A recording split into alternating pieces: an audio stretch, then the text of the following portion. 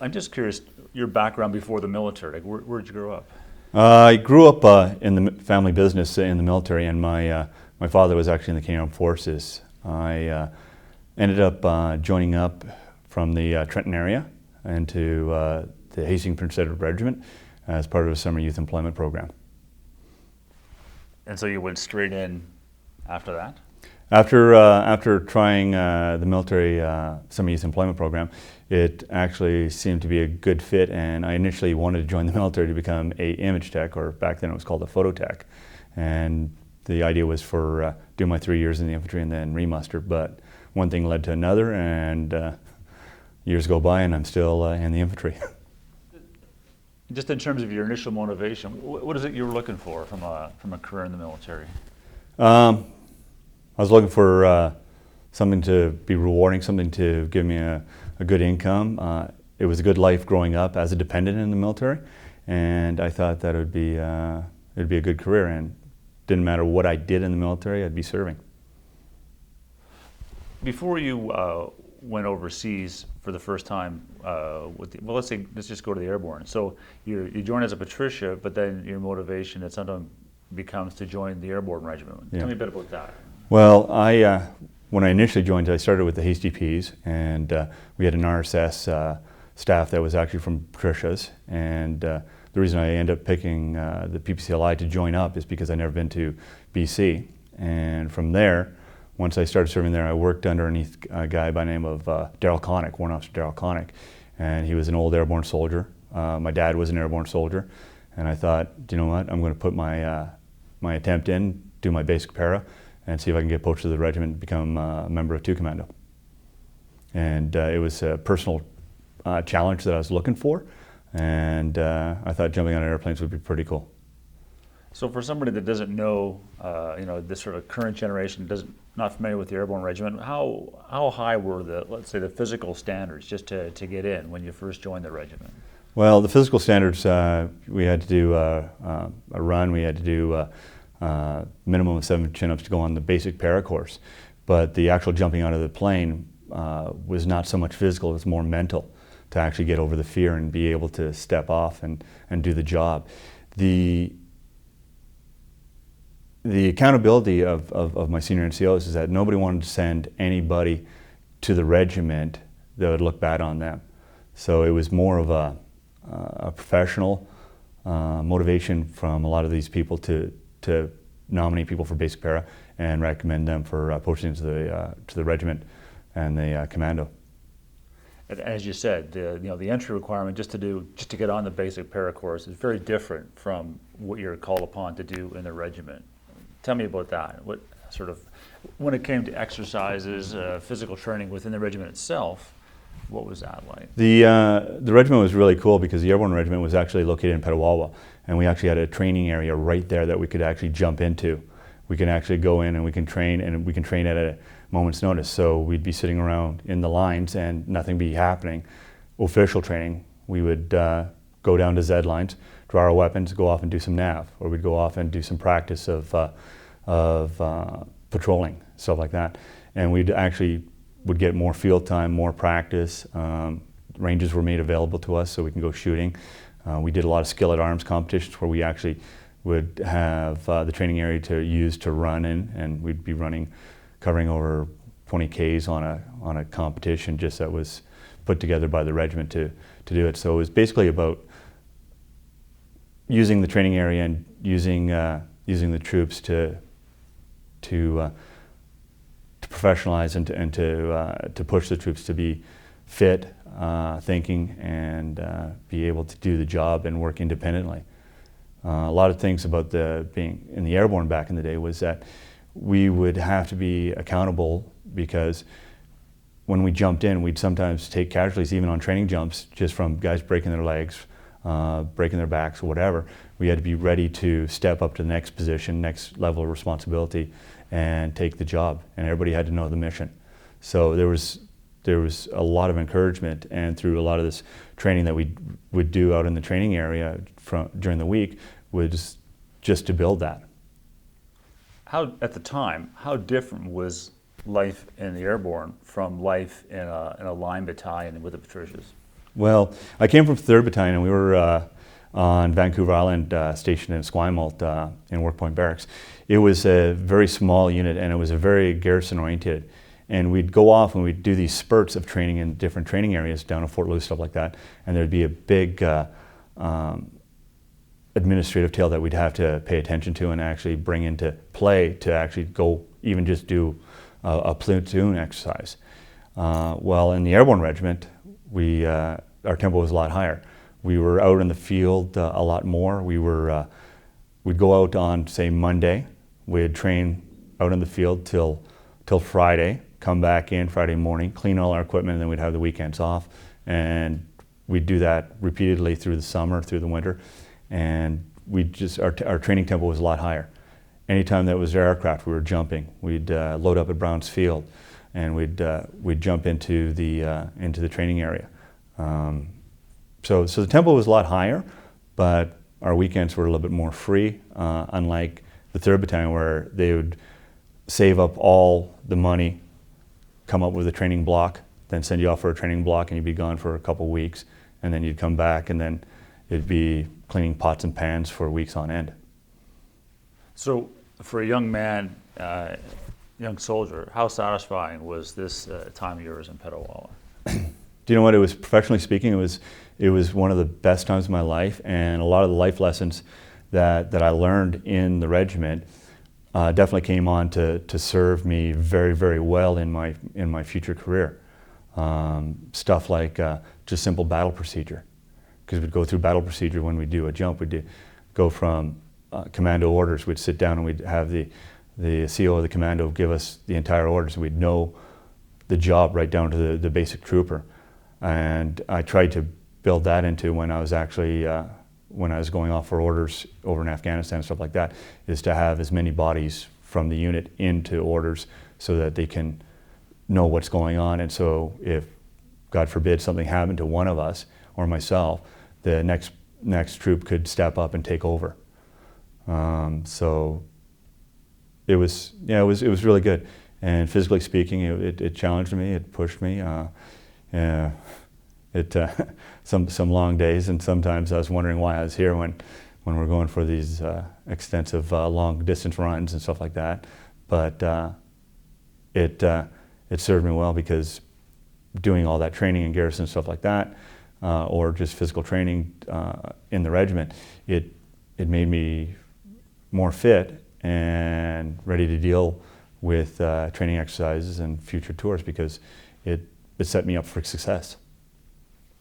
So you're doing all this, but you're still in a Canadian context. What's the mood in the regiment when you get the word that you're going to go to Somalia?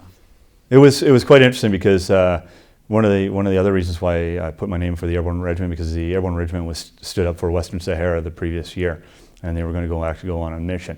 And missions were very hard to come by back in the day. You could go off and do Cyprus or do an administrative position in Golan or stuff like that.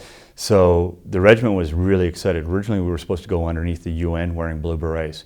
Partway through our workup trainings, the entire mission changed, and we ended up going over with our maroon berets on as a fighting force. The mood was really excited. A lot of people were looking forward to it, and there was plans of doing season holds, jumping in and securing airfields, stuff like that. So everybody was excited, and everybody was looking forward to it, and we were working towards being able to do this job. And since we had enough lead-up time, we actually started bringing in reservists to augment and flesh out the regiment a little bit more. And some of these reservists were actually put into a priority position to get them down to the commandos to get them some experience so they can bring it back to the different reserve regiments. And how did those reservists integrate within the regiment? Well, to begin with, it was really hard, because to put them into the platoons and stuff like that, they'd have to remove soldiers. Excuse me. Had to remove soldiers and put them into other jobs. So they were originally seen as outsiders, and they were forced upon the unit. And down at the trooper corporal level, the mass corporal level, there's a little bit of heartache and a little bit of grief. But if the reservists would listen, learn, and push themselves, they ended up becoming accepted into the platoons and deployed overseas. Would these reservists have come from like the Queen Zone and the LER at the time? Oh, yeah, we had Queen Zone rifles, we had LERs, we had some Westies. There was some other reserves brought in. There was some trucker reserves from Service Battalion that ended up going off to work with the administration company. So they were sprinkled throughout the regiment. I mean, those regiments, because they had the jump task, they were, I mean, how would you rate how well prepared those soldiers were physically and in terms of their soldier skills? Some of them were definitely on point. Other ones were not so much, because at that time the reservists and the Reg Force guys were two different separate entities. It was very, very distinctive back in the day, because when I went through the Summer Youth Employment Program, even though I did a year in the reserves, I went through basic, I went through battle school, and I ended up doing my mortar qualification. When I came over to the Reg Force, and I had to go all the way back to Cornwallis, I had to go through battle school, and I had to redo my mortar qualification. And there was some definite gaps in the training that I did have as a reservist, which needed to be filled by doing Reg Force. So some of the troops, depending on how long they've been in the reserves and how many times that they've been actually out with units, depended on their how comfortable they were in the job and how competent they were. So it's like anything, the more you do it, the more you deploy, the more you train with the Reg Force, the better your skills are and more confident you are. If you just showed up and did the bare minimum and got your name on the list and got yourself deployed because you're available, some of those people were a little lackluster, and they needed to step it up. And the mature ones did step it up, and they did perform very well. So I don't want to go over the Somalia stuff step by step here, but after the fact, there was a lot of second guessing about was the regiment was it the right regiment to send? Was it some of the right people? What in general? What's your thought on that? For what we did very well, and I think the Airborne Regiment was the right regiment to send, because we had the ability and had the flexibility to do anything. Originally, there was talk of, when we were moving into Ballyhooin, that we were actually going to do an airborne op and actually jump in and seize and hold the airfield there, which would have been good. Instead, we air assaulted in, and we moved out from there. So we had the ability to fill both gaps, and we were also very well trained in air mobility ops, whether it be from jumping out of airplanes to using helicopters. The tenacity and the drive and the motivation, the professionalism of some of the command teams at the platoon level was beyond reproach, and the professionalism that I did see over there was stellar. Unfortunately, there were a couple individuals that were up higher in the ranks at the major level and such, that were not necessarily the best suited individuals. They were not truly critical thinkers, and they had some carryovers from doing the later Cyprus tours, where they were used to working into a very comfortable environment where there was not a lot of security issues. Man for man, besides a couple of individuals, which are well known, I think we were the best regiment to go, because we were the clan that never slept, as the Somalis referred to us, because we're always going, we're always pushing, we're always patrolling, we're always out there, and we were working with other units and stuff like that, and we were stopping a lot of criminal activity and a lot of the bad things that were happening over there, because just by our sheer will of us going out and doing the job, and just not laying back and just letting things happen around us and being reactive. So I think the regiment was the best organization to go over there, and we did a damn good job, and that goes from everything from stopping criminals coming in from Ethiopia to making the road secure, to going down to the hospital down in Belhuon and rendering service and aid to the hospital there, and helping them get better at their skills, and helping them help the Indigenous folk. We were also strong enough, and then we weren't pushed around, we weren't bullied by any of the warlords. They knew that we were a force that push comes to shove, that we would act quickly, and we'd act appropriately. Is there a day or an incident that stands out for you, like an anecdote you can tell? Wow, there's so many days that were noteworthy. Every time, from the first time I heard an AK fire at our direction to when I was attached to 3 Commando, driving the armored ambulance, to the day that Bob Weeks got blown up, and they did the medevac, and I picked him up and brought him to the Canadian hospital, and seeing the actual true cost of mines and stuff like that. I'm just trying to think of something. Yeah, it was interesting. It was the culture of the people. I'm just trying to think.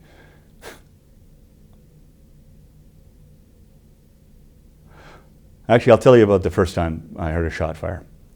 So I was laid up. I went out with 3 Commando, and Bob Harley was the commando medic, and I was driving the armored ambulance, which was a Bison, and brand new off the GM show floor, and had to learn how to drive that before going over.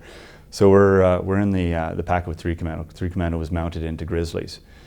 We laid up, and we were doing a little nav checks and / food break, and we're in a semi-defensive position, and the platoon sends out a clearing party just to clear the thing, and this guy gets it in his head to start shooting at us. So the section comes under fire. All of a sudden, all of us are throwing on our webbing because we didn't wear body armor back then, grabbing our steel pots, getting our weapons ready, jumped out, and we fleshed out the all-around security. And all of a sudden, we get word that this jingle truck is moving down the road, and so the little mini firefight is going on, sort of thing, off on my right flank, and we're running down this road, and I'm going with a fire team from 3 Commando because give an extra gun in case, and this jingle truck comes around, and all of a sudden it's like stop, and so we all grab our firing position, telling this jingle truck to stop, and all of a sudden this guy jumps off this, and it's like about 14 feet up on top of this jingle truck. This guy jumps off, this Somali jumps off of the truck with an AK, and it's like we're all up, hands up, guns up, and as he hits the ground, we see his leg break, and I was like, oh, that's going to hurt.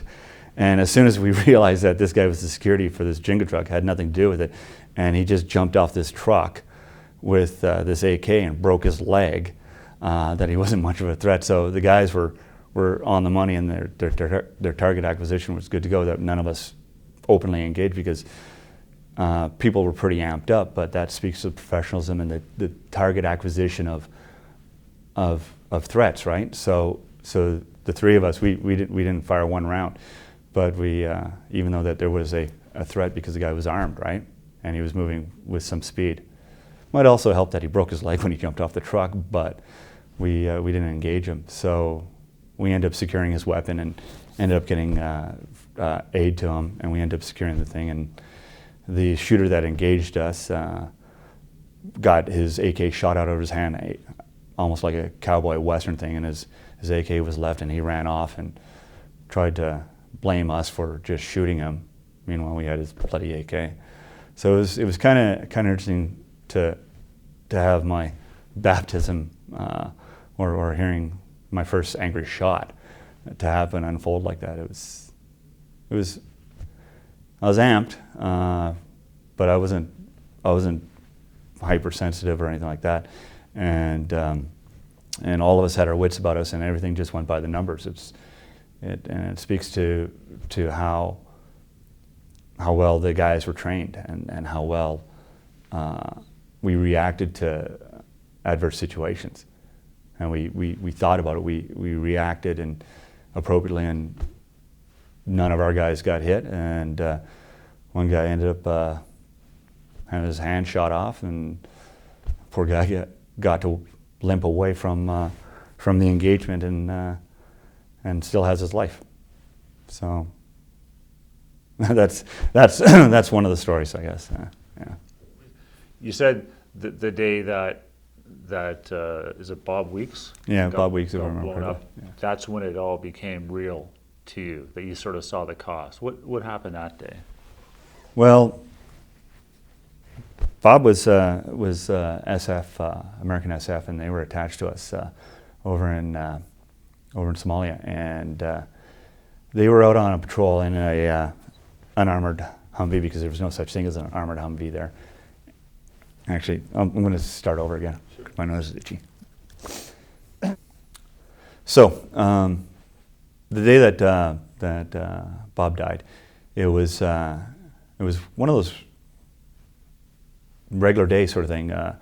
We take turns rotating. All the ambulance drivers were all from the different commandos. So we had 3 of us that were from 2 commando. We had a guy from 1 commando, and we were there to not only drive the armored ambulance, but we were also there to do security for the medics when they went out, and basically protect them.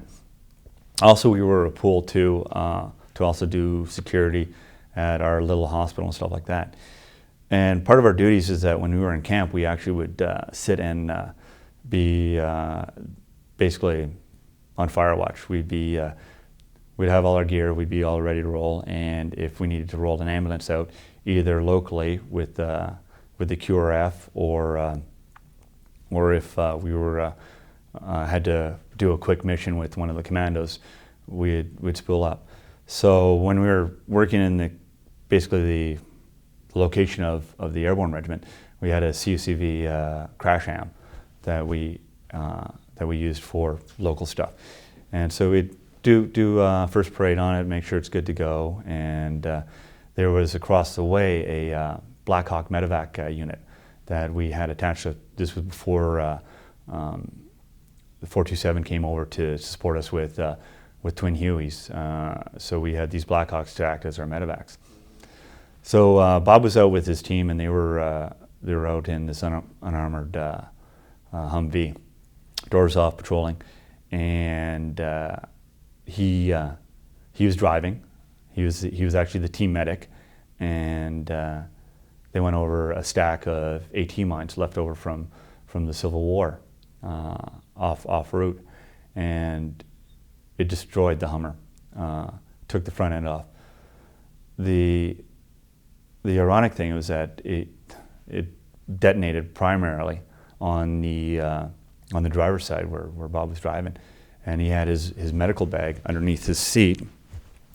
So it took most of his lower legs off, and the blast came up and it ripped the entire side of his face off.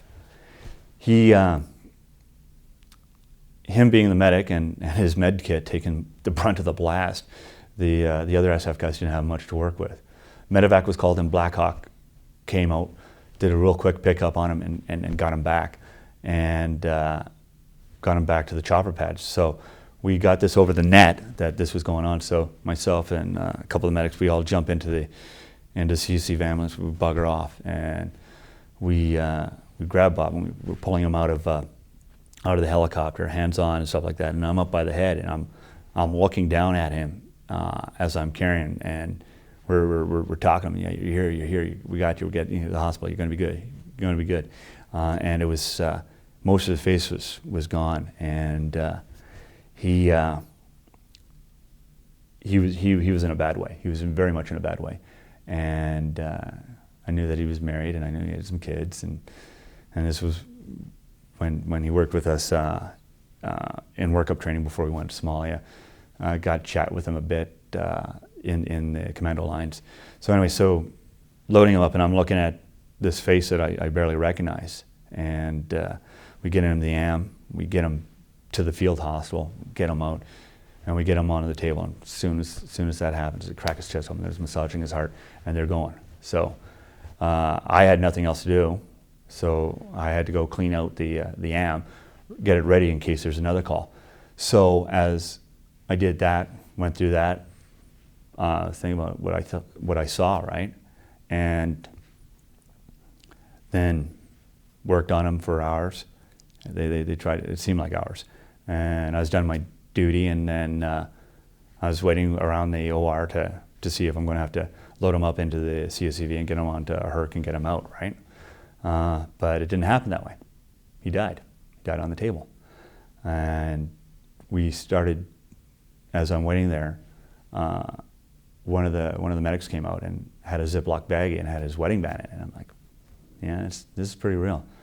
So we ended up putting him in a bag, body bag, and we had to go put him someplace. Being in the desert sun, we can't leave him laying out like that because he's got to go home. So we had to put him. We had a sea can that we actually had all our beer and because we could get 2 beers per day at that time, and all our soda and stuff like that. So the only cool place to put him was actually in the cooler. So we put him on top of the 7-Up because not everybody was drinking 7-Up. Most people were drinking the beer, so the 7-Up wasn't moving. So we actually put him in his body bag on top of the 7-Up, and we waited to get a Herc flight in to get him up and get him out and send him on his way. So it was one of those days that it came ringing home, is that yeah, do you know what? Not all enemies are going to be pointing a gun at you. Not all enemies are going to be in your face. Some of these things are just going to happen, and it really, really sucks, especially when people have plans for the rest of their lives. So, yeah, so we load him up, send him on his way, and send him home. Yeah. Yeah. So just so I can be clear, he's an American medic, but who was actually posted to the regiment. Like actually, they weren't posted. We were working together, and during workup training, they came down and they worked with us a bit, and they were on their own mission, but we were working in the same AOR, and because we were interested in the Somali-Ethiopian border and stuff like that, and we did do some patrols with them, stuff like that, and they actually normally bunked out right up around call sign 0. So they were in our area. They were part of. They weren't under our control, but they were working with us, stuff like that too, and also feeding our int guys some intel too. So. But you said part of the workup training. That's when you first met him. Like, is that back in Pet or is yeah, that back in Petawawa. Yeah, okay. because in the fall of '92 when we did the re-roll mission, they all came down and they were all. I'm not too sure exactly what was going on because I was only a trooper at the time. I ended up getting promoted to corporal while I was on tour. Yeah, they were down into the UMS, the Airborne Unit Medical Station, and we got to meet him there. So, and also seen him around, and they'd come by looking for beer and stuff like that from us. Oops, maybe I shouldn't have said that because I think they might have been dry. I think the statute of limitations has run out. Yeah. Just to finish up Somalia, and so we can keep moving, but everybody I've talked to that ever served at that time was very proud of what the regiment did for the reasons that you outlined. And how did you feel about the whole situation though? Once all the chips had fallen and the regiment was actually disbanded in 1995. Were you still with it at that time? Yes, I was. Okay. I was still with the Airborne Regiment. I knew the Liberals had a hard time with the Airborne Regiment. going all the way back to when they moved the regiment to Petawawa. Originally, they wanted to move it for tactical reasons into Ottawa, but the Liberal government at the time said they didn't want to have combat troops inside the nation's capital, so they got moved to Petawawa. And we'd been feeling the crunch of the 90s as more and more capabilities were being removed from us by the government. The government was looking for an excuse to get rid of a very expensive unit, and that's my saying. It was because everything actually, which is kind of ironic, is everything we'd weathered from Somalia, everything from the murder of Shadena Roan to a video that got released where guys were talking frankly about what some of the local nationals were doing and how they were conducting, and giving an honest description about that. The regiment weathered very, very well.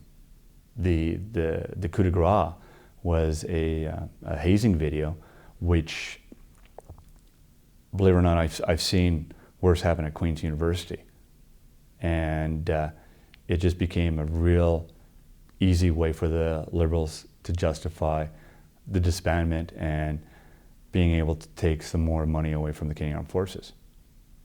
So I was very disenfranchised by the leadership, both inside the Canadian Armed Forces at the time, who were more politicians than soldiers, and with the government with its short-sightedness.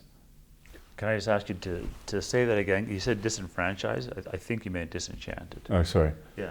Can you just? But I also didn't feel part of the program anymore. So because I was disenchanted and disenfranchised, because the thing is that I'm part of an organization that's trying to build and trying to do right by Canada, and to have the short-sightedness of the government turn around and, I'm using that correct, right? Yeah. Yeah. Yeah. Yeah. Sorry, I'm sorry to interrupt. Yeah. Why don't you just sort of step back for a second and then just sort of start that thought again, however you want to express it. Yeah. So I'll just re-ask the question. So when all the sort of dust had settled, how did you feel about the disbandment of this regiment that you had served in so proudly? Yeah. The way I felt after the Liberal disbanded us in 1995, I felt very betrayed. They were making a decision based on how much money they can save and how much more they can strip out of the Canadian Armed Forces.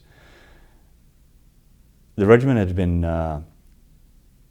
brought down in strength over the years underneath the Liberal government, and it was just an easy way for them to move on and to be able to strip some more money out of the Canadian Armed Forces. Because yes, the Airborne Regiment was expensive. We had aircraft, we trained a lot, we jumped a lot, and we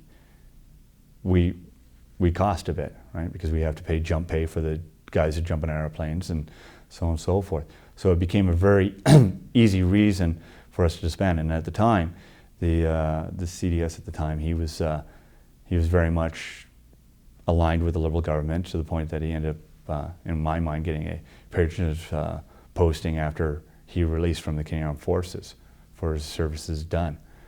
So I was hurt. I felt betrayed, and the government, with its short-sightedness, basically got rid of a capability that could have been used a lot more. Luckily, we had a government that came in years and years later that actually started reinvigorating the Canadian Armed Forces and actually giving us some of the capabilities that we had, and expanding on the capabilities that we did have to be able to step up and actually be recognized amongst the peer nations. What was it like in those final, I'm trying to think of the time frame, it was like a month or so from the time of the announcement to the actual disbandment? Actually, it went from January to March. So what was it like being in the regiment? What was the mood of the regiment in that interim period then? It was, do you know what? for the leadership, it was a challenge, because there were so many soldiers that were very, very angry. And it speaks volumes to Colonel Kenward's leadership, that he was able to keep us focused, keep us online, keep us on track. He kept on us, and he kept us professional. And there was a lot of broken hearts. A lot of people like, what are we going to do? Guys putting in their releases, guys trying to figure out what they're going to do for their next career. And then there was also some people that were also in denial, saying, "Yeah, do you know what? We'll get disbanded, and then we'll come back some other day. We'll rise again." So it was. There was always that. There was an edge. And the anger was just boiling underneath the surface. And like I said, Kenward kept on top of us. We continued to train. We ended up doing a bunch of adventure training. We basically did stuff to get our minds off of it, and also we had to keep busy, because when you're not busy, that's when trouble starts happening, right? So we just kept at it. What was the risk if you hadn't had a CO like Kenward, who is as black and white, bit of a hard ass? If you'd had someone softer, like some of the people you referred to from Somalia, what do you think might have happened, or could have happened? That's a can of worms. I don't think we'd ever see anything like what happened with the Legion in Algeria. I don't think we'd see something like that. But the going out and just drinking and letting your anger out in negative ways probably have a lot more discipline problems. Probably have a lot more fights in the mess and stuff like that, I think. But yeah, Kenward definitely was in a position. He held a lot of sway over, and he had a lot of respect from all of us. So we shut it up and we soldiered on, and the big thing is that we're not gonna prove the misconceptions to be true. We're not going to play into then the Liberal government stance that we were all bad eggs and we're all a bunch of hooligans. So a lot of us, we just said, you know what, we're not going to give them any reason to believe the lies, because there was a lot of lies that were coming out and out, blatant lies. So Kenward said, you know what, we're going to be professional. We're going to be shy of speech, strong act, the weak chatter, and the chatter will bring you to your grave. That was 20 years ago. Is it still a bit of a sore spot with you and others? It's, do you know what, the hardest part about it is that when you look at it and you see parallels, and you see some of the same characters that were in the government at that time, now with the current government, I don't trust them. There's individuals I don't trust that are in that government. There's other people that are in the government now that are well-meaning and they're good human beings, but unfortunately they're in an organization that has a code of conduct, has a direction, and they have to follow their orders. So it's one of those things that I'm upset about happening, and I have some strong feelings about some of the individuals and some of the leadership that was shown. But it's one of those things that if some of this stuff didn't happen, some of the other things that happened in my life would have never happened. So there are some blessings that have come out of this, and it was one of the things is that it was noticed that without having this capability that the Airborne Regiment had, I should say, that they'd have to create something new. And I think they've done that, and they've created something that's newer and better, because the absence of the regiment over all these years has shown that there was a gap in the capability of the Canadian Armed Forces. Is there anything I haven't asked you about the Airborne or Somalia that you want to say to wrap this segment up? No, nothing really too much about it. It was one of those lessons that I learned. I learned a lot of stuff, and yeah, just one, yeah, battle procedure, making sure you're good to go, make sure your vehicle's ready to go, make sure you're ready to go at a moment's notice, because you never know what's going to happen, and you never ever know what's going to happen when you turn a corner in Mogadishu and you're right in the middle of a riot. Yeah, basically a lot of lessons that I learned and I was actually able to use later in my career. I learned in the regiment and in Somalia of what to do and what not to do. So let's jump forward a decade, basically, well, almost a decade. Now you're back in the 3rd Battalion. 3rd Battalion, post 9/11, is going to go to Afghanistan. Mm-hmm. Just set the scene for that. What was it like in the battalion at that time, and when you found out that this is what Canada's contribution was going to be? Yeah. This is totally colored by my own experience of 2001 and onward. When the Airborne Regiment got disbanded, we ended up getting scattered to the 3 winds, or 4 winds, I should say. Actually, I'm going to start over again. When the Airborne Regiment got disbanded, some of us got posted to the Airborne School that was in Edmonton, and then became the nucleus of the 3rd Battalion. So we went through a bunch of years of doing other deployments, so on and so forth, and we were still feeling a lot of the pressures of being in the Army at the time, financially, and about the types of missions we were doing. And there was a lot of people that were getting ready to get out. I was actually getting married in 2001 to my wife Rena on September 8th, the day that Masood got assassinated. And then when we were in our honeymoon, we haven't even started our honeymoon, 9/11 happened. At that time, a lot of people were getting ready to pull the pin and to move on, me being one of them. The feeling of the regiments, because there was rumors of the 3rd Battalions with their para-companies being brought down to 0 again, because in the past they did the 1090 Battalion, which was 10% Reg Force, 90% Reserves. They stood it up to be a fully Reg Force battalion, and then they were talking about just getting rid of all the 3rd Battalions of the regiments, because there was no need for it, according to the Liberal government at the time. So with all this doom and gloom, professionally speaking, coming along, I was actually, when I came back from my honeymoon, I was putting my 30-day notice in to release. And there was a lot of people that were doing that.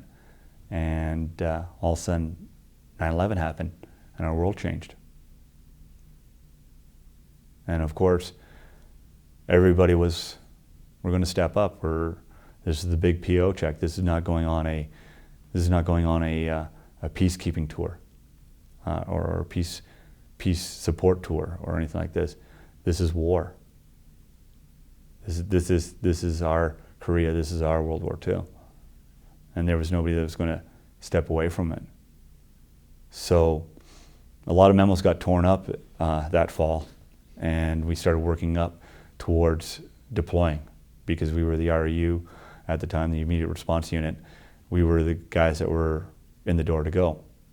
And everything just became focused on getting ready to go over, preparing and relearning lessons, getting into the books, figuring out what exactly we're getting ourselves into, because most of us knew the stories of the Mujahideen during the Soviet-Afghan War. Most of us knew the type of people, but we did not truly understand them.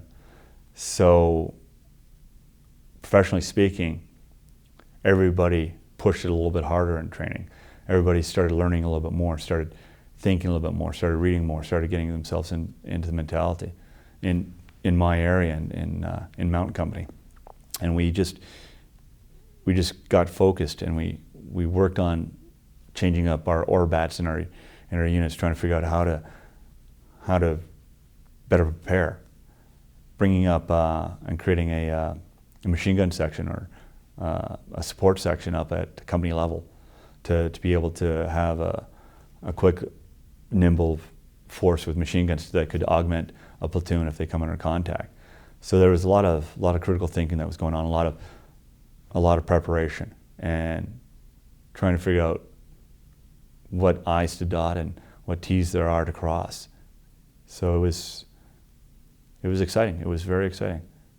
And some of us that had been overseas and stuff like that, in like Somalia and stuff like that, we had some experience about a non-uniformed enemy.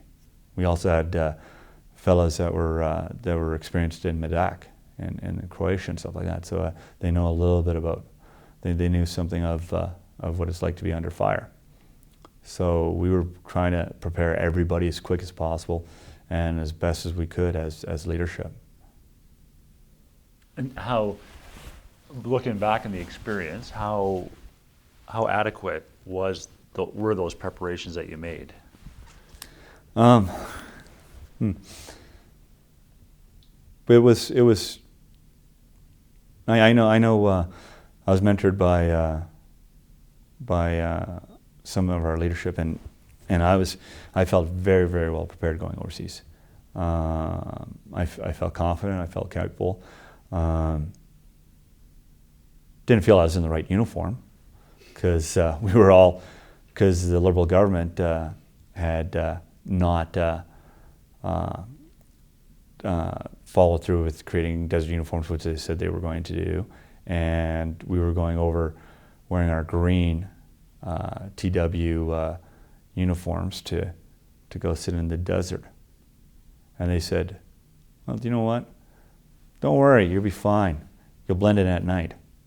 And it's like, night's not what I'm worried about. I'm worried about that time that I'm going from the defensive line to a porta potty and in the low ground, and some technically proficient enemy combatant with a Lee Enfield rifle reaches out and touches me. It was ironic. We went over with desert-colored vehicles and green uniforms. So I don't think that the government at the time was prepared for what we were doing. We knew what we were doing and what we were going to get ourselves into, but I don't think the government truly understood. What about the physical challenges? Because talking to guys when they came off Tora Bora, people like Tim Power, people like that, I met him at Bagram. Said it was the hardest thing he'd ever done. The humping for a light battalion. What lessons were learned in that respect? Actually, do you want to know something? We were so set up for success because at the time, even though we had the airborne capability, we also actually had a mountain company, and the whole reason that Bravo Company at that time was the mountain company was just to do mountain operations, prepare mountain operations. So we actually, while I was getting married, the rest of my unit was actually over in Wales doing mountain type operations, stuff like that. We had run mountain schools the previous summer, stuff like that. So in the Rockies, so we were all prepared in knowing how to do the mountain step, how to actually move in the environment, and we were really excellent shape.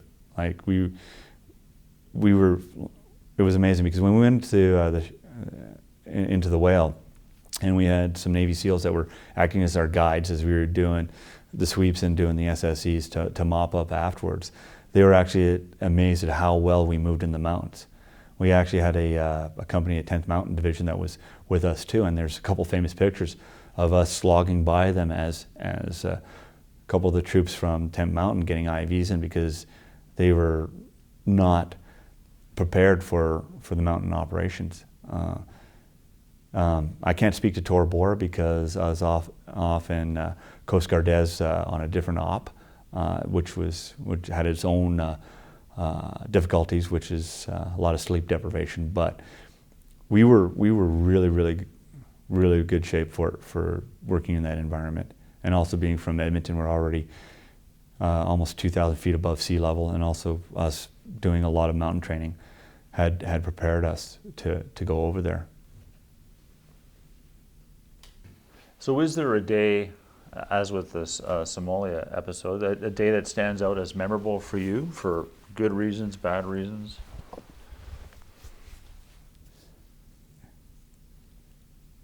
I got good ones and I got bad ones. I'll start with a sort of a bad one, and then I'll segue into a good one that, or funny. One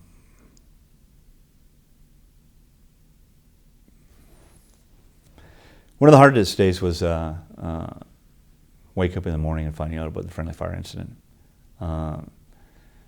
and to be sitting outside my hooch, looking at this string of barbed wire that was between Bravo Company and A Company's lines, and Nathan Smith and Ainsworth Dyer were kitty cornered to me on the other side of the fence, and we used this line, our barbed wire, to hang our clothes to dry because we're doing everything in wash basin and stuff like that. So the previous night before, we were supposed to go out, B Company, to the range on Tarnack Farm, and A Company took over the range, and they were actually going on in our stead. And that afternoon we'd done our laundry, and Ainsworth and Nathan had their stuff drying. So to be sitting in the camp on my barrack box outside my hooch, looking at this laundry that's never ever going to be taken down by the people that put it up, was one of the hard days. And it's one of those punctuation marks, is that this is serious business, and accidents do happen, as well as battle or conflict. And it's sometimes the accidents that are harder to take than actual open combat. So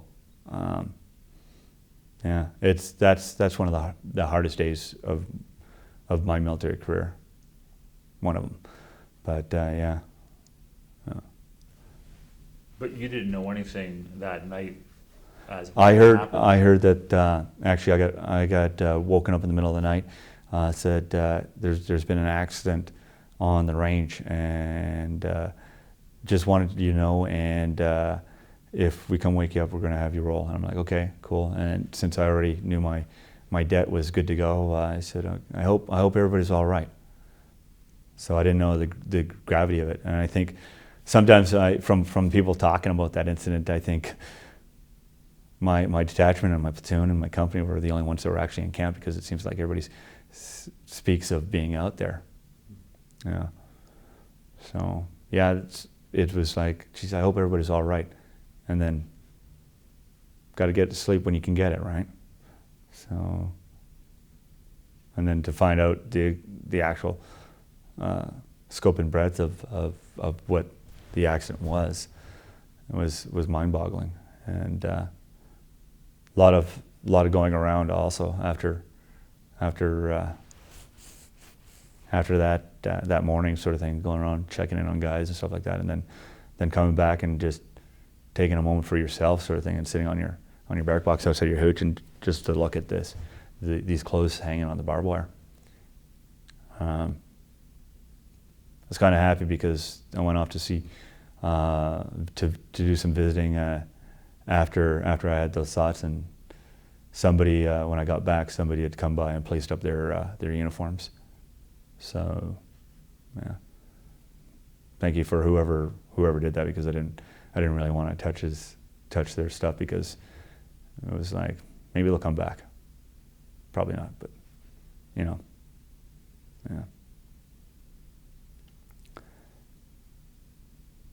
Okay, kind of a funny story.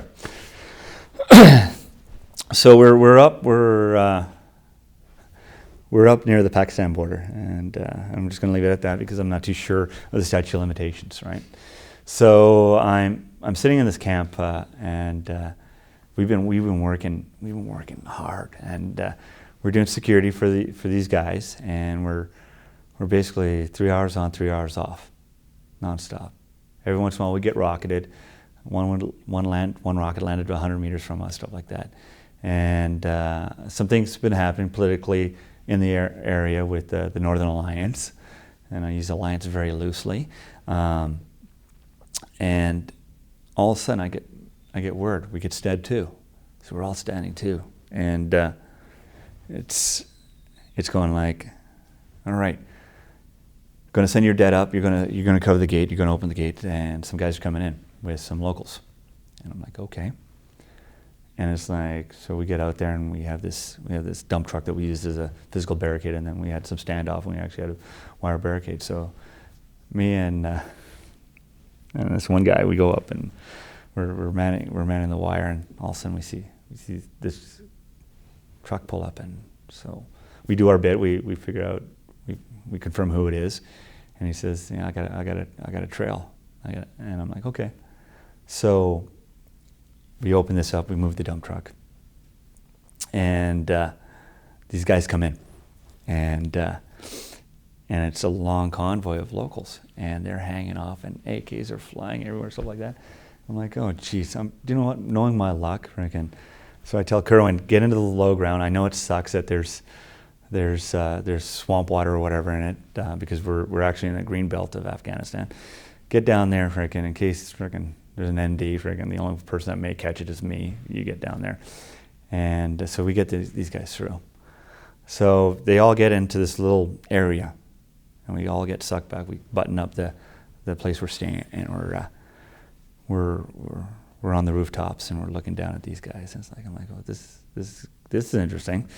So the guys that were with these guys, our guys, and there's discussion going on, and in these Jenga trucks and this convoy, there was all sorts of equipment. There was all sorts of equipment, and dishkas and rockets and stuff like that. Finally, we get word that these Jenga trucks are staying in the compound, and the people that own it, the local nationals, are going to be escorted out.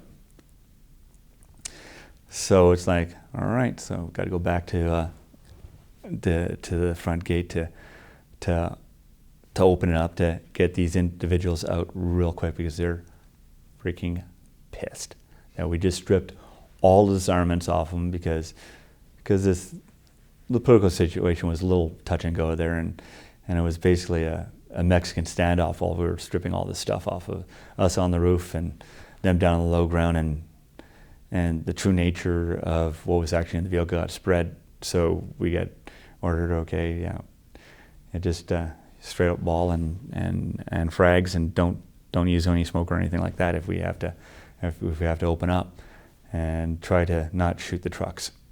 So anyway, so we get back, we're getting these people out, and it's like, Kerwin, do you know what? Things are even scarier. I want you in that frickin' swamp right there, low ground there, and if anything happens, anything comes into the low ground there, frickin', if it's not me, frickin' shoot.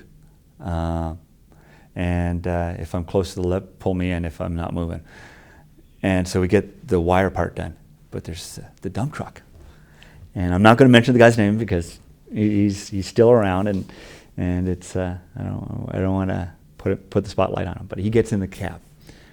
Young guy. He was relatively new in his career, and hadn't driven standard a lot. And he's grinding these gears back and forth, trying to get this freaking dump truck. And I'm like, oh my God, these guys are absolutely pissed. They're bottlenecked in.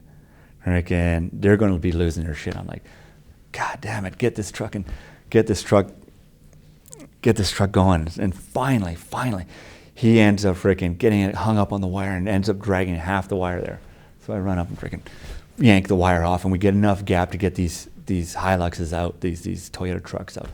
And I'm like, get down, get in low ground, stuff like that. And I'm standing out there in this bald it felt like the bald ass prairie. It felt like I was on the plains of Saskatchewan with nothing anywhere, and these pissed off local nationals leaving, and every one of them is just drilling me with their eyes. And even though it's dark out, and I got my MMVG on, and I'm just watching them, and I'm like trying to look out peripheral from my goggles to see if anything's going to happen, and just because I wasn't going to go into the low ground, but I wasn't going to move too much, right? So and had my little plan. But yeah, that Mexican standoff was one of those comical moments, because we didn't know what was in it in these trucks, and then all of a sudden we got word on it, and we're just like, wow, there we are. And so we end up getting these guys through, and the guy that was driving it, we buttoned up the front gate there, and I got Kerwin to jump in and move the truck and stuff like that, because the young guy was just shaking. And but he's gone on to do a lot cooler stuff, and he's actually gotten a lot confident, and he's actually done really well. And that's why I'm not going to mention his name. But yeah, that night, and this was his first tour and stuff like that, and first time being in that sort of confrontational situation, because most of the stuff that we'd been doing at that time was beating the bush, pushing, and we'd never ever seen a threat really face to face like that. And yeah, so it was just comical, because of all times for him to miss a gear and then get hung up on the razor wire. But shit happens, and you adapt with it. And it wasn't necessarily funny at the time, but it sure did make its rounds through the dead and the platoon and the company. Ultimately, how satisfying was that deployment for you as a soldier?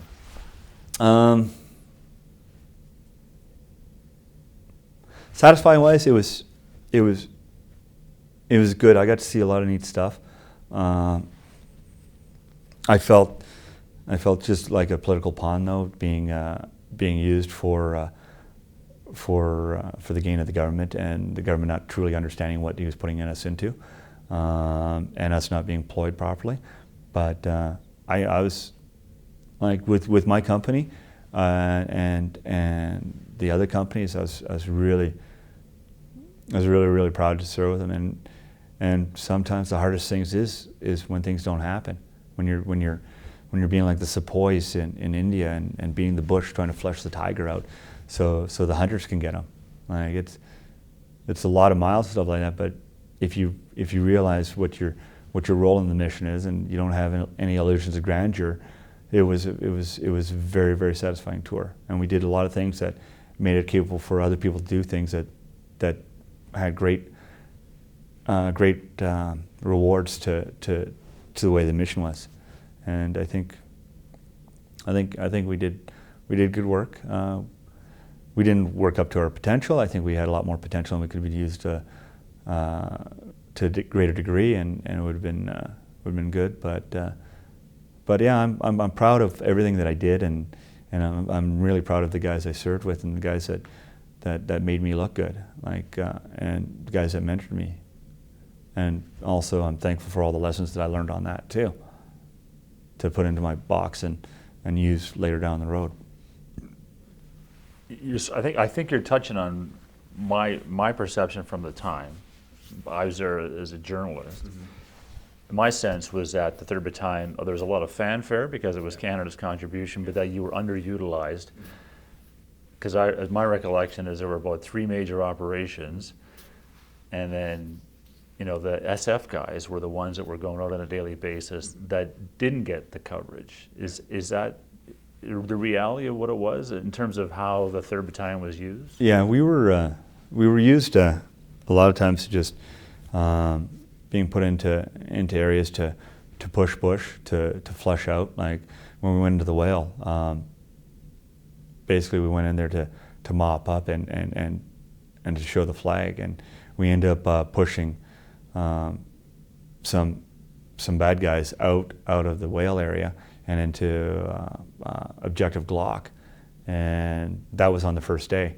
So when we got on the ground, hooked up with the SEALs, and we started pushing and doing our sweeps of the hills, we could see them taking off in the distance, and by the time since we moved so fast on foot, being fit and stuff like that, and being able to do that, we basically pushed a bunch of bad guys into objective Glock, and then that night they hit them with B-52s and arc light, and there was AC-130 gunships that were over there on station just to do stuff. So we were used as a workforce to give the ability for the SF guys to go out and do stuff, because when we spent 30 days when we first got on the ground before our first major mission, we were doing classic line defense, protecting a vital infrastructure, which was the airfield. So pickets, stags, sending out OPs, keeping eyes open, making sure that the Kandahar airfield was secured, so all the special units could go off and do what they needed to do. They had a place to come back, reload, train, practice, plan their missions, get a cot, and then go out and do it again. So basically, we were playing line infantry, and we were securing the fire base. And not the ideal role, because everybody wants to march off to glory and stuff like that, and face the enemy. But unfortunately, some people don't realize how important that it is to be able to give the ability for other units to be able to do their jobs. And I think the government at the time was low risk adverse, and it became more so after the friendly fire incident. But yeah, it was a lot of defensive. In fact, I think I got any defensive performance objective check completed for the rest of my military career, and I know how to build fortified positions from everything from a classic trench to machine gun bunkers. So I think I'm good there. What was it like, just to wrap up this part, but coming home, the way the 3rd Battalion was received by the city of Edmonton, for example, coming home after this deployment compared to, let's say, Somalia? Yeah, the reception, stuff like that, was real interesting. I remember the battalion getting formed up and marched down to City Hall, and there were so many politicians. But the funny thing is that there's only 2 people that actually talked to the troops from the podium. Most of them were a lot of speeches, a lot of this, a lot of that, and the only 2 people that actually spoke to the troops was Lois Hole and Ralph Klein. And Ralph Klein, albeit he said it really quick. He said, "You know what? I know you guys don't want to be on parades, and everybody else has been talking about you, not to you. I'm just going to do my spiel, and then I'm going to get off the stage," and something to that nature. So, and then he did his spiel, and he kept it really quick. So that was kind of cool.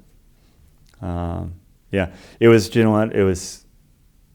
It sometimes felt like we're a bit of a show pony for the government to say, "Look, we're world power again," sort of thing. But it was nice too. People treated you well, stuff like that. But then again, being in Alberta since '95 after disbandment, there's always been a strong military support. I find that a lot of thank you for your service, even back in '95 after the disbandment, and a lot of people were really supportive. The only difference now is coming back from Afghanistan is that the media interest was a lot higher. The government was a little bit more showy. So yeah, it's like, yeah, do you know what, government? You know, we'll go on parade for you, and we'll do our little bit, but get your mileage out of us, and we'll go back to being underfunded and underutilized. There was that kind of lull, right? That the 3rd Battalion goes for Apollo, then Canadians move into Kabul, and then we go into Kandahar, and then you go back again. What set the scene for me now, 2005. What's it like at that point now as the 3rd Battalion is returning? The 3rd Battalion actually did deploy in between 02 and, excuse me for a sec. Excuse me. In between our return in 02 and 05, we actually had some platoons go over and do defense and security tasks in Kabul. The orientation towards the mission changed big time. They started up again in 03 in Kabul, and then they continued on with the mission in Kabul till January 06. And there was a deal that was done at the government level that as the war in Iraq had broken out and the Americans wanting Canadians to move out of Kabul, the Canadian government agreed to take over the Kandahar area and set up and take over the provincial reconstruction teams and provide security there with the battle group. So the government decided to send a company minus into Kandahar to take over the provincial reconstruction team in 2005 to set up and be a liaison and probably help set the conditions of success of the battle group moving down from Kabul. So we were getting ready to go in there, and we knew that the environment had become a lot more dangerous, that all the successes and work that we did back in 02 was by the wayside. There was still some success that had happened, but we knew that we were going into an environment that was a little bit more dangerous, to the point that the government was going to deploy us in up-armored jeeps with no protection to our machine gunners.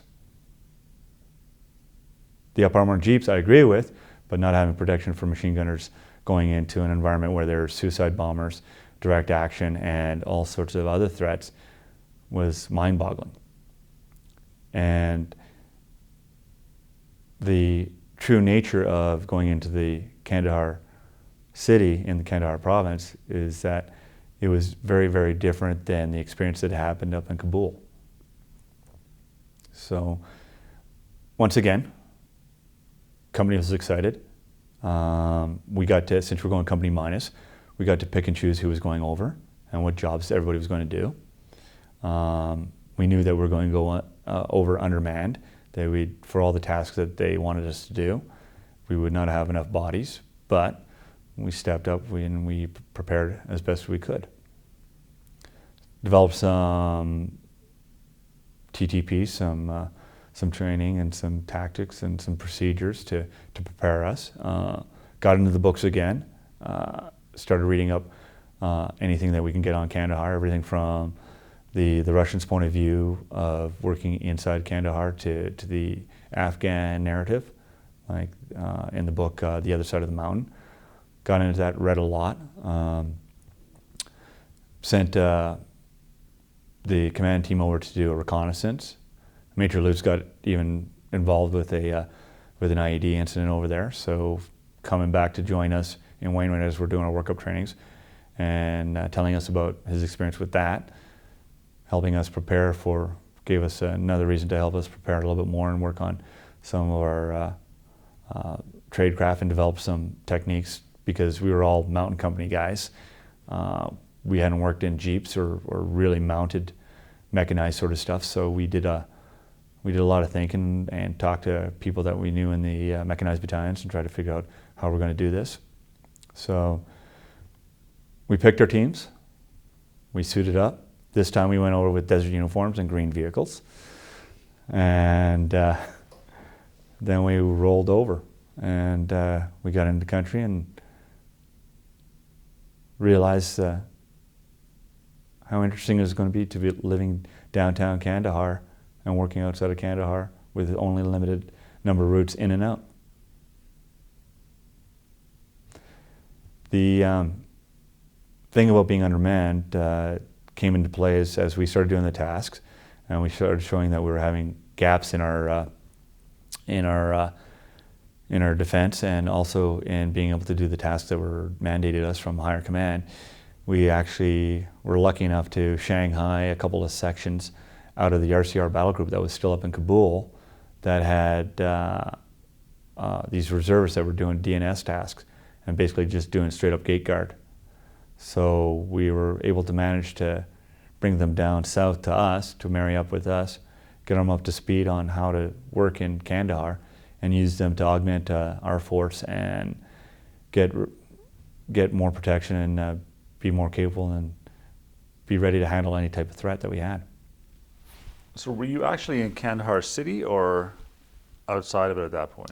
We were actually, we had our support that was actually in CAF, so our service support node was there, and then we were actually in the food factory, which ended up becoming, we actually ended up naming it after Nathan Smith.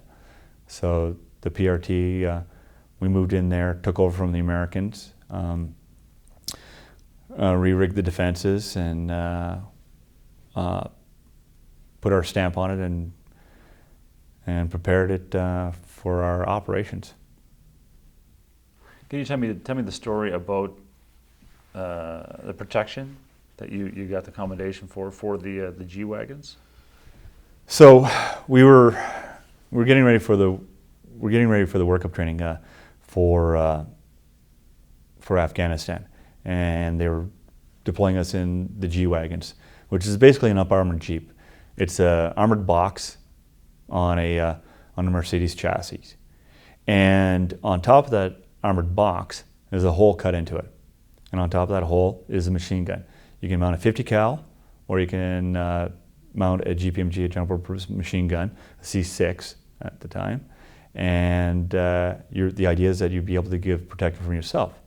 The problem is that these machine guns are in the open. There's no protection whatsoever. So we were as leadership, we were sitting down and we're trying to figure out how we're going to do this, how we're going to sort this out, because we got to have some sort of protection, because the government doesn't realize, but suicide bombers are going on, IEDs are going on, there's direct action, stuff like that. And so Sergeant Major Billy Boland and myself and a guy by the name of James Land started working on a project of figuring out how to build a turret and coming up with ideas. Billy Boland came up with the ideas that it'd be ideal to have the front part of the turret actually have ballistic glass in there, so the gunners could have observation as well, so they don't have to poke their head out. I was working on the side protection, stuff like that, to protect IEDs and stuff like that. And we were all working with this craftsman, Corporal Land, to, he was actually a mat tech, I should say, not a craftsman, but a mat tech, on metal and stuff like that, figuring out how we can make the turret as light as possible so we don't stress out the turrets and the bearings that are in there and still afford as much protection. So Sergeant Major Boland gave me a lot of freedom to move ahead and figure stuff out. So I started playing with plywood, making mock-ups, figuring out how we're gonna do this, running string, basically because there's ricochets and stuff like that, but mostly with blasts and stuff like that, it'll follow a straight line to a certain degree until it hits something and changes direction. So in one of the bays in 3 VP lines, I got a gun variant of the G wagon, and I started crafting stuff with plywood and running strings, trying to figure out average height of a person, stuff like that, cutting it down, stuff like that. And from figuring out the strings and the heights and stuff like that, taking photos, stuff like that, I basically almost reinvented some of the turret cupolas that were common in Vietnam and then later in Croatia on the M113s. And doing that, Ottawa saw that, and they ended up bringing the three of us to Ottawa to see about repurposing this turret. So utilizing known heights and stuff like that, and weights and stuff like that, we went down there and we started, instead of starting from scratch, basically took these old M1 and 3 turrets, and we started cutting them up and figuring out the angle, stuff like that. And we got down to the point of ounces and having to absorb some risk. So I was happy with our new Kevlar helmets, which was the very thing, is because they're good for glancing blows, stuff like that. And sometimes they will actually take a direct round and actually protect them. But incorporating everything from the body armor of the soldier to the turret itself to afford protection. So basically we built this turret where a little bit of the helmet would pop out, but it'd be just enough that if anything happens, hopefully it'd just ring their bell, and actually funny enough it did. That's another story. So we end up doing this, and we cut these holes inside the front plates of the guns on the mounts there, and we wanted ballistic glass in there, and there was big time resistance, and you can't do that, and we can't get the glass in time. So the Canadian Force members that were some career staff officers were like, we can't get the glass, stuff like that. Says so we'll just make the turrets as is, and we'll cut the holes in later. I said, no, you're going to cut the holes in now to make them ready to go overseas, so when we get the glass. He says, but that you'll be losing protection. And I said, well, sometimes having the soldier be able to see what's going on is more protection than actually the actual protection of a piece of metal. And I said, are you comfortable with that? And I said, yeah, unfortunately I have to be comfortable with it, because the thing is that I'm going to be living with this risk, and I'm going to be putting my gunner up there, and I'm going to be sitting right below him. So yeah, I'm comfortable with this, and this is a decision that we have to make. And once they realize that, these staff officers, once they realize that we're going back to war, that there's going to be risks, stuff like that. Funny enough, the glass did manage to show up on time and actually ended up in the turrets. So we did a bunch of tests, figuring out how we could fight from the turrets, stuff like that, and did some high angle stuff to see what the tipping point would be like.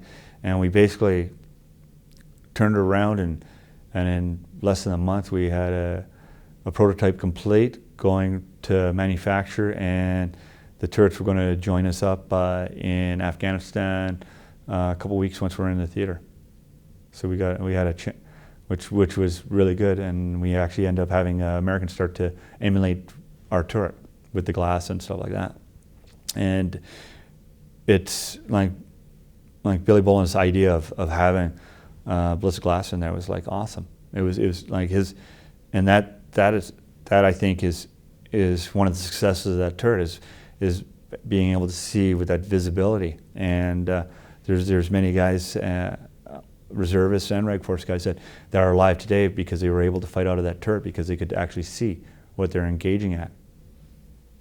Yeah, like how did it work out in the end? You mentioned getting your bell rung. Okay. Talk about. I don't know if it would be irony, but the first G-Wagon to have a suicide bomber detonate in Kandahar province on October 5th, 2005, with the new gun turret was my G-Wagon. So I got to be part of the proof of concept and the validation of this. We got hung up because somebody didn't have something ready for us, and we ended up on the highway from Kandahar Airfield to Kandahar City during prime time, and the suicide bomber decided not to hit this big juicy logistics convoy, American logistics convoy, but to hit my packet of 3 Jeeps. And my gunner, Branji, he was in the turret. I was in the right seat and had my driver in the left seat, and I had my other 2 vehicles behind me. And this Pajero Jeep rolls up, detonates, engulfs us in fireball and gravel. Fire comes whipping over. First thing comes to mind, I tell my driver, hit it, because we're still rolling, we're still traveling at about 110 clicks.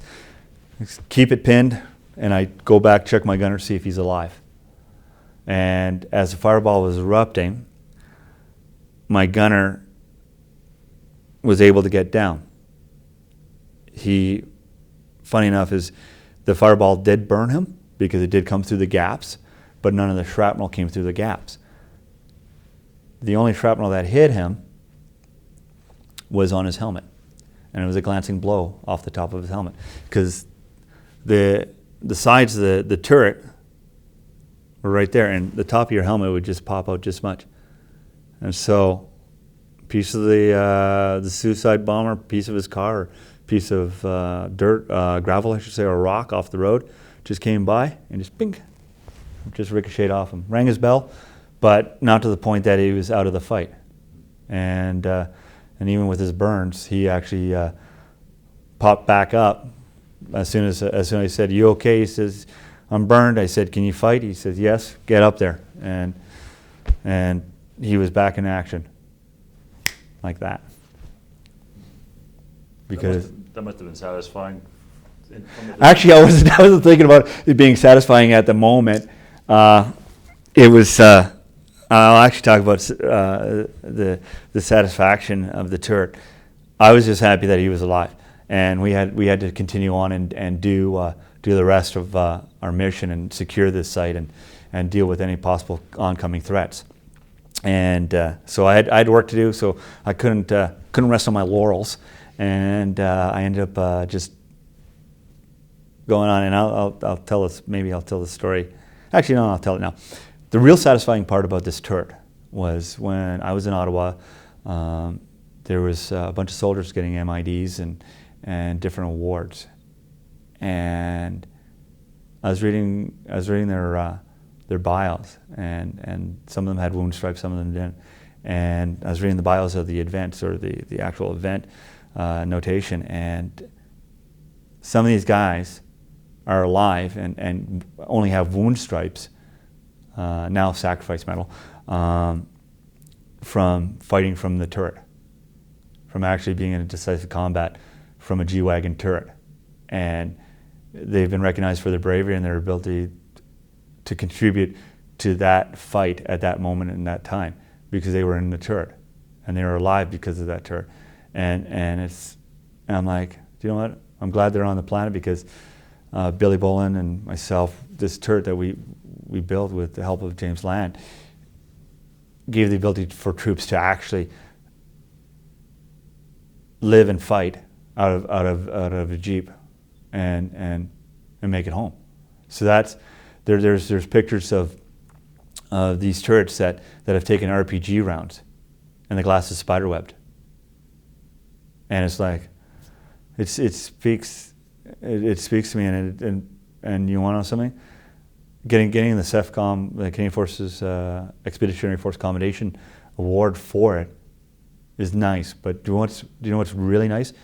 Is when I look around and I see at least I know of 13 wound stripes that are only wound stripes, and they're not for sacrifice medals or a Silver Cross for a parent. Having those wound stripes out there is more of a testament, and I feel really, really proud of that these guys have done the job, and they were able to do the job, and I had a small part with others to make that happen. And that is one of the greatest successes of my career so far. And it doesn't matter whether it was a Reg Force guy, reserve guys, because the reservists, they were running around in those G-Wagons with the turrets nonstop when they took over as patrol company. You mentioned going to the ceremony of people receiving MIDs. Mm-hmm. You got an MID. What happened that day? Actually, my MID actually was the day of me testing our turret, I guess. It was that, as well as another incident. I was doing runs back and forth from CAF to Kandahar, so Kandahar Airfield to Kandahar City proper.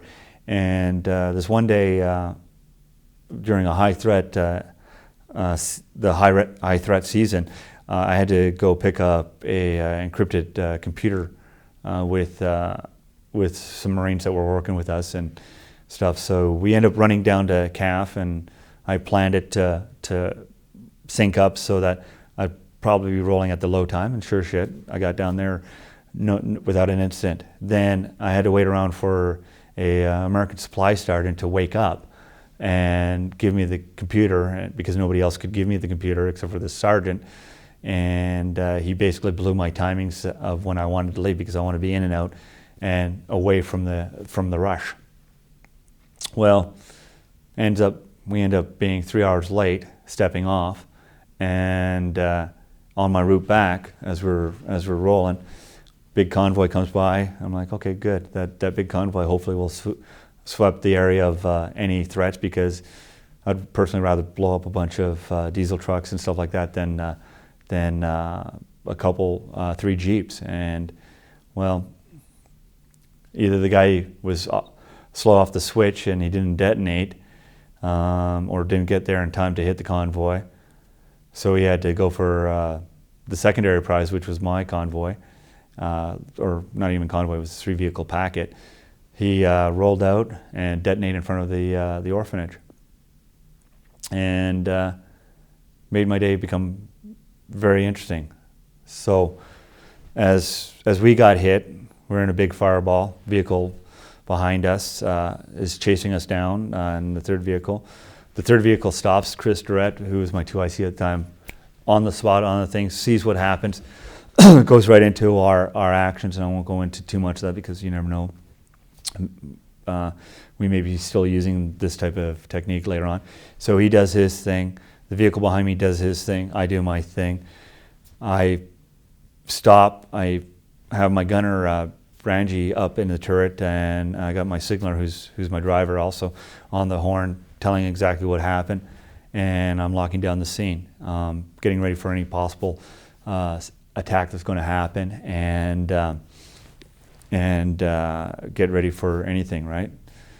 QRF gets spooled up. I managed to keep my wits about me, and everything just started clicking. It was just like I was doing it by the numbers. I had the Marines that were with me. I deployed them out. I had a couple other elements that came from other Canadian elements that were not part of us come down, and I got their RSM to secure my flank, and then I had a bunch of other assets show up, and I started positioning them, and I secured the area. Quick reaction force showed up, and I handed over command there, and I actually had to get booted off the site because they wanted me checked out, because we were blown up and our vehicle was on fire and stuff like that, and they wanted to get us checked out. My gunner was burned, so from the fire blast and the panel market coming up over his neck, and molten plastic getting on him. So so I got ordered off the scene and to continue on with my mission, and so I rolled in. That was the first part of the MID incident. I went to the PRT, did my briefs and stuff like that, did my AR after action review with the ENT guys, debriefed the duty staff, did my reports, did a debrief, of course did a debrief with all my troops, stuff like that, got myself another Jeep, and I had to get checked out by the medics because they wanted to see how badly my bell was rung, as well as the gunners and drivers, stuff like that. Had a little problem with hearing, stuff like that. Kind of big bang, you know. It's like being in a rock concert. And then after I got everybody taken care of, everybody watered down, fed, reports in, debriefed, got another vehicle to replace mine that was damaged, and rolled back, got back out the wire, and rolled back to Kandahar Airfield for follow-on tasks. The second part of the MID, what happened was, so I rolled back to CAF, and then I was doing not even 2-3 days, so that was fifth. So a few days later, I was rolling again, and I had a packet this time of armored cars and stuff like that. And I was ferrying some people to the I don't know, to a different location downtown, as well as the PRT. And as I was rolling, all of a sudden, I see an explosion. Just a little bit of the explosion come up over a bunch of buildings, and then I see the purple smoke.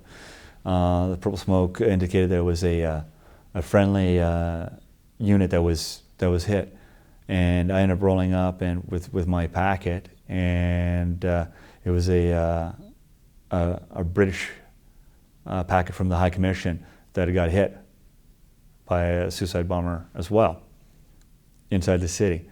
So I diverted my packet, and I deployed out everybody I had, actually grabbing a hold of some of them and said, okay, because you got to watch these ARC stuff like that, because not everybody was infantry that was in my packet. There was a couple other support trade stuff like that that had never been outside, and they totally forgot all the orders that I'd given them before we stepped off, and about what they were going to do on the actions on. So I secured the scene, got my medic onto the site, took care of that. Secured. I didn't push past, but I secured up to the disabled vehicle, because the other vehicles from the packet buggered off as per their routine, and called it into hire to get the quick reaction force out here. And so basically I locked down the area, secured the area, was ready for any subsequent threats, because they're starting to up the game a little bit more, and basically was on the spot, and I think the statement said something like that I showed professional leadership. Basically I was just doing my job. I was doing everything that we practiced, everything that we did, because before we'd step out to do any mission, we'd do orders. We'd sit down and we'd go orders, and if we didn't have enough time to do a full set of orders, we just did our actions on, and basically just going over, and the guys would take turns reciting it back, and all I did was I just hit the numbers and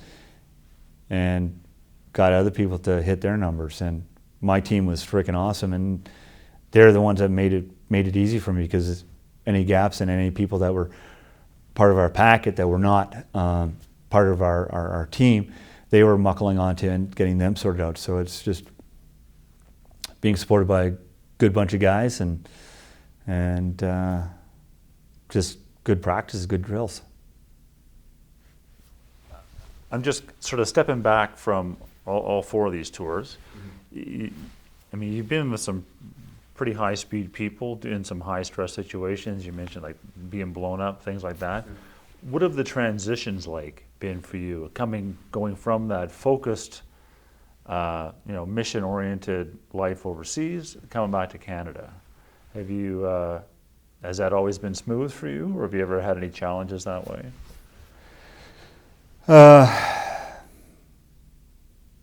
Personally, as me, and experience may vary, I've been really blessed, because here's the thing, is that is there, this is here, and I do a lot of adventure sports. I do a lot of different things that has a high level risk, and people die in some of the sports that I do.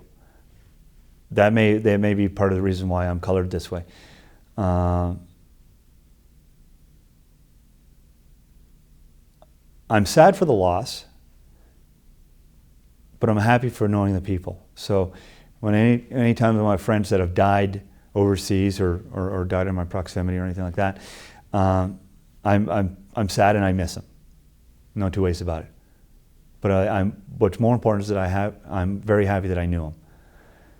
For coming back to the real world, as they call it, or to the world, all I do is I take the stuff that I used in the military overseas and just repurpose it. The hypervigilance, right? A lot of people talk about being hypervigilant, being jumpy, stuff like that. Do you know what? Even back here, it's pretty good to have, because I remember stepping off the curb, and all of a sudden something triggered and I reacted. I hopped up and I avoided getting hit by a bus because I was still alert. I was still very aware of my surroundings. Watching for suicide bombers and IED guys. Obviously, I'm not very good at finding suicide bombers because they managed to blow me up. But as I'm looking for any signs of them overseas, all I do is when I come back to Canada is like, okay, what am I looking for? Today, as I'm driving from on the Anthony Henday or going down one of the neighborhoods, what I'm looking for? I'm not looking for suicide bombers. I'm looking for speed traps, photo radar. All I do is because the skills and the stuff that you pick up over there, you can actually take mill skills and put them to civic use. And by doing that, I think that helps me transition.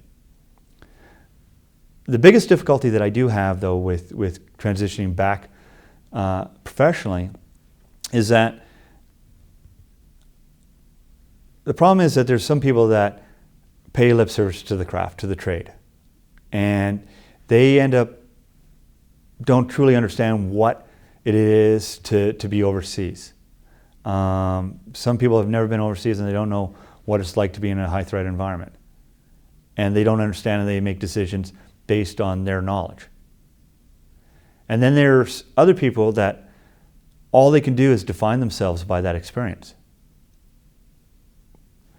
That experience is part and parcel to who you are, but it's not the definitive moment of your life.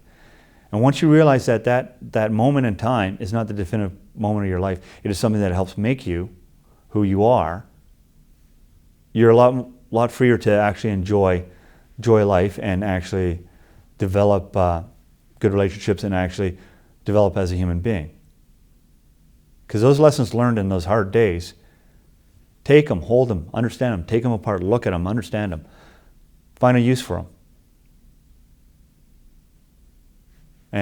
And once you get that done, that is how I developed the ability to transition. I still do get angry, I still do get pissed off, and sometimes I do get a little depressed. But the thing is that it's like clouds in the sky. I am the sky, I'm always there, the clouds will pass.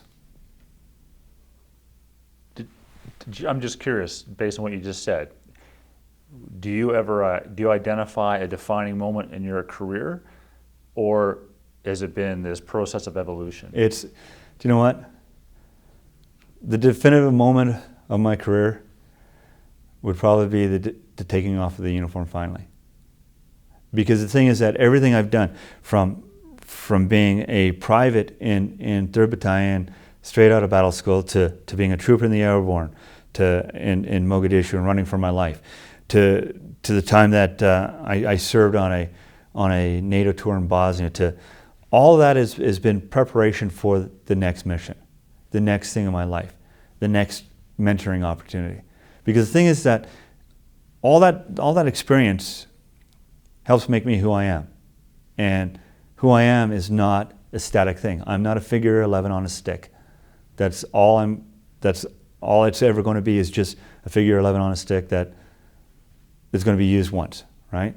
I am something that's going to evolve. I'm something that's going to change, and I'm going to have new defining moments.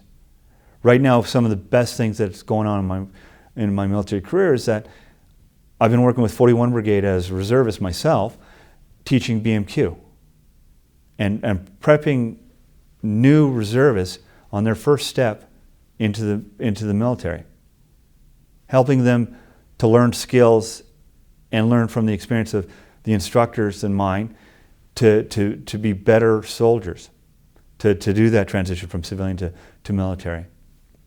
So right now, that's one of the things that I've been excited about for the past 2 years. And mentoring troops on the armory floor to strive to try to go on call-outs, to go on course, to try out for different units. And when I can help somebody motivate themselves or help them develop the skills to go to the next level, that's right now one of my defining points right now. But it's not a definitive moment. It'll be replaced later on with something else. Just last question from me, but you were a hasty P when you first started out. You're in the reserve. Now you're back with reservists. Yes. Albeit as dressed as a Patricia. Yeah. What changes do you see, good or bad, from when you first started as a reservist to what the reserve has become? It has changed a lot. 1988, showing up in an armory floor, getting my first haircut, even though I knew that it was coming, to the point of teaching on a BMQ on Debney Armory's floor. It has changed a lot. The thing that has changed is that we have reservists that have such a wide breadth of experience, from the military career serving overseas to their civilian occupations. And the understanding of the totality of those two experiences has made the reservist a lot different creature than when I started off as a reservist, where we were playing soldier, we were trying to make some extra money, having a social setting. There's a couple things that have carried through. There are some reservists that just do the reserve thing for status or something to do outside their jobs. But nowadays, I find a lot of the reservists have a parallel career. They actually have their civilian career and that they excel at, and they also have their reserve career. And they give good value to both parts. And their reserve careers, some of them have done a lot of awesome stuff that have been shoulder to shoulder with other soldiers overseas that have gone on and earned decorations of valor. The reservists these days are a lot more professional, I think, on a whole. And there's a lot of shining stars that are in the reserve organization. That's good. Thanks very much. No worries.